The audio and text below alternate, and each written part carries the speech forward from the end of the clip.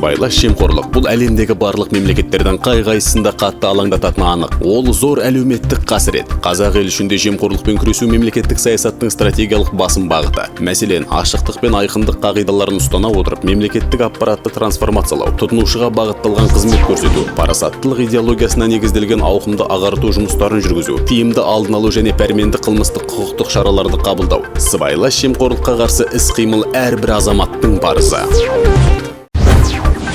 Мемлекеттік қызметкерлерге мемлекеттік функцияларды орындауға уәкілеттік берілген өзге де азаматтарға, сондай-ақ олармен теңестірілген азаматтарға, олардың отбасы мүшелеріне, мемлекеттік қызметшінің қызметтік өкілеттіктеріне байланысты қандай да бір іс-әрекет үшін сыйлық алуға тыйым салынады. Мемлекеттік функцияларды орындауға уәкілеттік берілген азаматтар және олармен теңестірілген адамдардың отбасы мүшелері, жақын туыстары, құда-жекжаттары қол астында атқаратын лауазымдарға тікелей бағынысты қызметтерді атқара алмайды. Мұндай жағдай болса, мемлекеттік қызметкер тиісті ұйымның басшылығына жазбаша хабарлама беруге міндетті. Бизнес пен инвестицияларды сыбайлас жемқорлық қысымынан және әкімшілік кедергілерден қорғауда күн тәртібіндегі негізгі басымдықтардың бірі. Сыбайлас жемқорлыққа қарсы іс-қимыл агенттігі 2018 жылдан бастап Protecting Business and Investments жобасын қолға алды.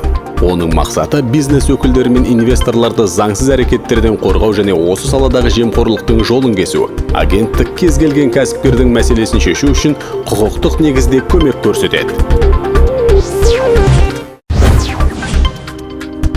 Сыбайлас жемқорлыққа қарсы іс-қимыл агенттігі кол орталығының қызметі халықтың сенімін арттыруға және жемқорлықтың алдын алуға бағытталған. Егер сіз сыбайлас жемқорлыққа тап болсаңыз, дереу 1424 нөміріне қоңырау шалыңыз. Қоңырау шалу тегін және тәулігіне 24 сағат бойы жұмыс істейді.